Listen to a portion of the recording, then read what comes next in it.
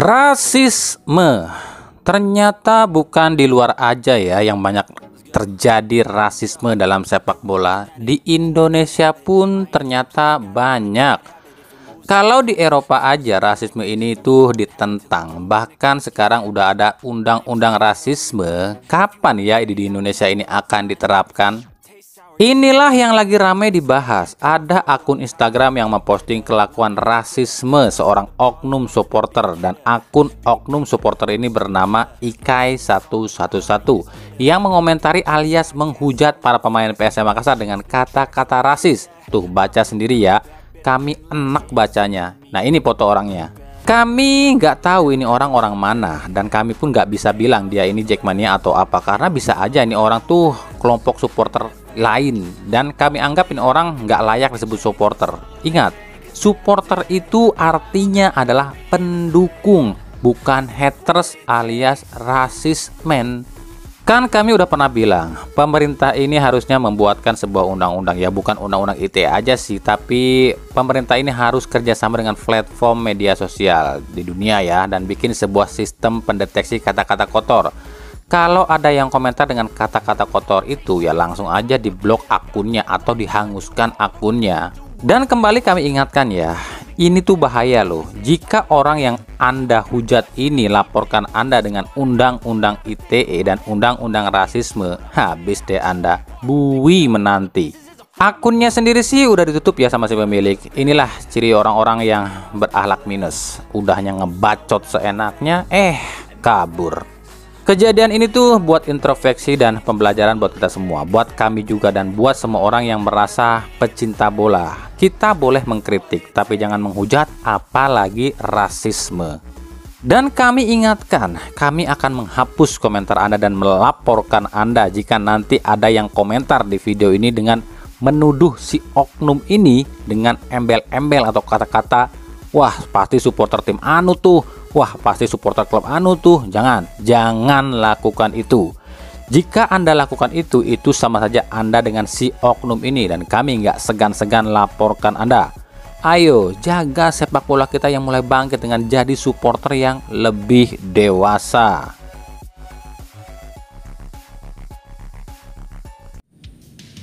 Assalamualaikum warahmatullahi wabarakatuh. Rio Rihatpot kembali menyapa Anda, tentunya dengan berita-berita seputar Liga Indonesia. Oke, seperti video yang kami bahas di awal tadi, kami kembali mengajak kepada kami pribadi dan kalian semua, para penonton setia Rio Rihatpot, stop rasisme, stop hujatan.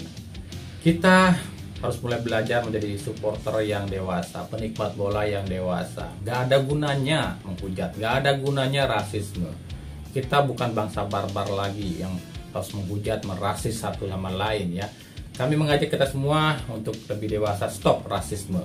Karena ini akan jadi bumerang buat kalian. Jika orang yang kalian hujat, jika orang yang kalian hina ini merasa tersinggung dan bisa melaporkan dengan ke pihak berwajib dengan undang-undang ITE dan undang-undang rasisme, maka urusannya panjang cuy. Kalian bisa masuk dalam penjara dan masuk dalam bui. Ingat, masa depan kalian itu kalian yang menentukan, apa kalian akan sukses atau justru berakhir di penjara. Oke, ada berita apa saja sih di Rio Rihatpot edisi kali ini?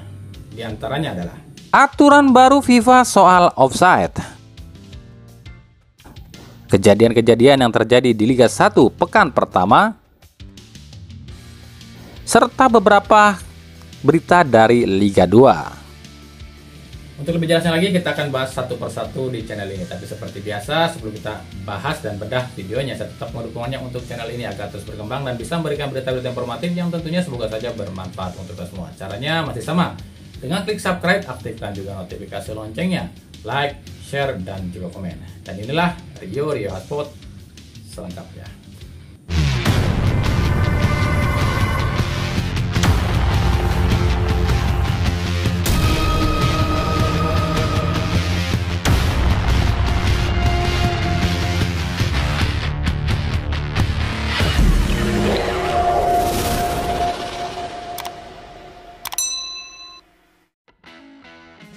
FIFA berencana mengubah aturan offside dalam sepak bola. Jadi nantinya seorang pemain dianggap offside jika seluruh badan atau tubuh berada di belakang pemain paling terakhir dari lawan. Jadi jika masih ada bagian tubuh yang masih sejajar dengan bek terakhir lawan, mau itu kaki, tangan, dan apapun itu, maka itu tidak dianggap offside. Usulan ini sebenarnya diusulkan oleh mantan pelatih Arsenal Arsene Wenger yang saat ini jadi anggota eksekutif FIFA. Wenger ini mengatakan peraturan ini dibuat agar nantinya tak menimbulkan protes dari klub-klub yang sedang bertanding. Sebab pasti pandangan offside ini berbeda-beda dengan klub dan wasit.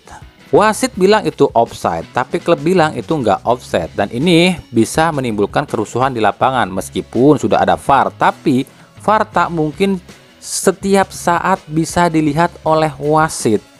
FIFA pun berencana menerapkan aturan baru ini di 2024. Tapi di Indonesia mah susah. Jangankan cuma separuh badan, bahkan pemain yang nggak offset aja dibilang offset kok sama wasit kita. Bener nggak? Bicara soal wasit, padahal katanya 8 wasit Liga 1 musim ini tuh yang terbaik. Tapi kok masih ada yang kontroversi sih? Hal ini terjadi di laga Persik Kediri kontra Borneo FC.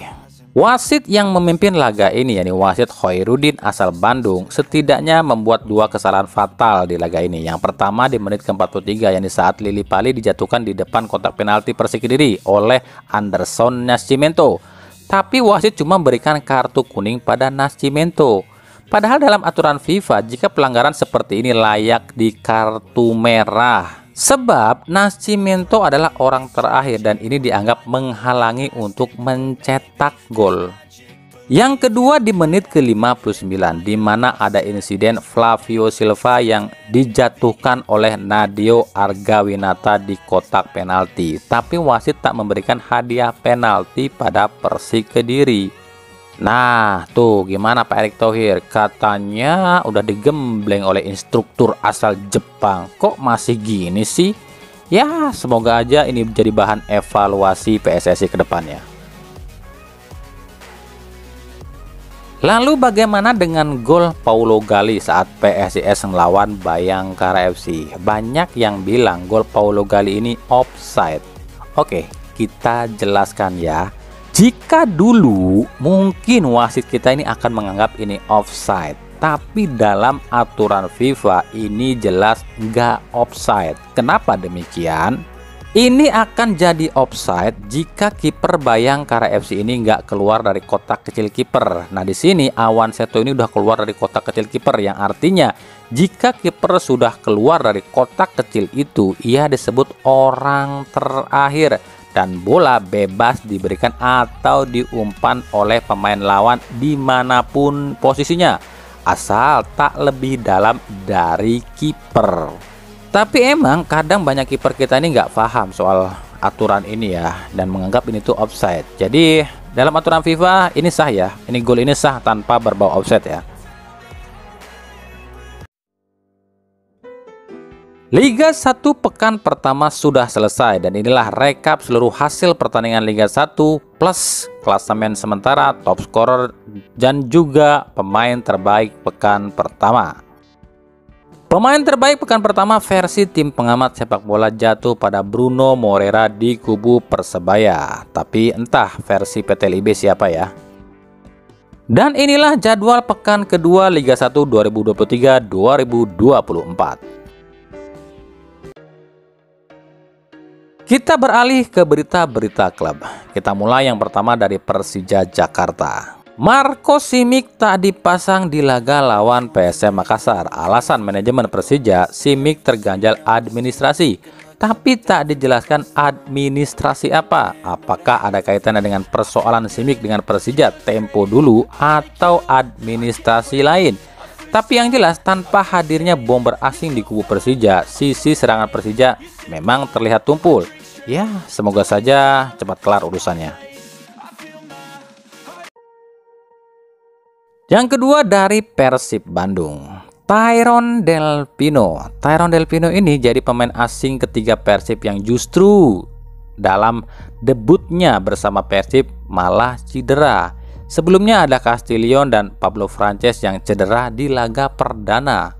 Nah, perkembangan terbaru soal Tyrone Del Pino ini sedikit mengkhawatirkan sih. Meskipun Luis Milla ini memuji penampilan Pino yang dianggap bagus, tapi beda cerita dengan Boboto yang menganggap Luis Milla ini terlalu Spanyol sentris. Boboto menilai Pino ini tampil kurang maksimal alias melehoy seperti aki-aki alias leles.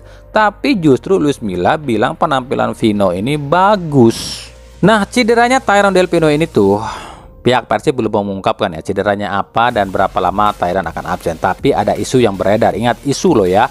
Tyrone ini akan absen selama 1 bulan ke depan lantaran cedera yang didapatkan adalah retak engkel kaki. Dan biasanya cedera seperti ini butuh waktu lama untuk pemulihan. Langsung deh tuh isu ini tuh ditanggapi sama para boboto yang bilang Tyrone out, Del Pino out, dan lain-lain. Pihak Persib sendiri masih menunggu hasil pemeriksaan dari tim dokter.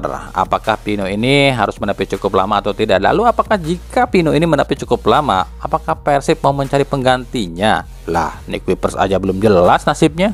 Patut ingat, Luis Milla adalah satu di antara sekian banyak pelatih yang kurang setuju dengan regulasi 5+1 asing. Jadi bisa ditebak Luis Milla ini nggak masalah kalaupun kekurangan pemain asing. Kami no komen kalau soal ini ya. Riet urusan mah mikiran wieu mah. Kata pelatih anu, kata manajemen anu, kata supporter anu. Yang bakalan ketemu kalau gini mah. Lalu soal Nick Wipers gimana nih? Kemungkinan besar Nick Wipers di cut ini sudah kelihatan ya. Nick juga udah ngasih kode sih. Kalau kasus Nick ini sebenarnya ada andil kesalahan Nick juga sih. Dia ini kan masih ada kontrak di Persib, tapi musim lalu dia sempat ngomong nih, saya mulai merasa tak nyaman di Persib dan banyak klub yang menghubungi saya. Jadi ya wajar kalau pelatih menganggap Nick Wipers ini udah nggak serius di Persib. Yang ketiga dari Persebaya. Di Persebaya pun lagi panas meskipun menang di laga perdana, tapi suara-suara miring bertebaran. Salah satunya adalah gagalnya So Yamamoto ceploskan bola ke gawang kosong. Lalu soal nasib Paulo Victor. Ya, Paulo Victor tengah disorot oleh para bonek. Para bonek menilai jika Victor tak bisa dimainkan, ya lebih baik dicoret saja. Toh sudah ada Bruno Moreira yang terbukti lebih tajam. Tapi hingga sejauh ini pelatih Aji Santoso merasa tak ada masalah dengan Paulo Victor. Dirinya mengatakan tak dipasangnya Victor di laga perdana lantaran Aji ingin menghindari cedera Paulo Victor yang lebih parah. Tapi di laga-laga selanjutnya Aji mengatakan akan memasang Paulo Victor.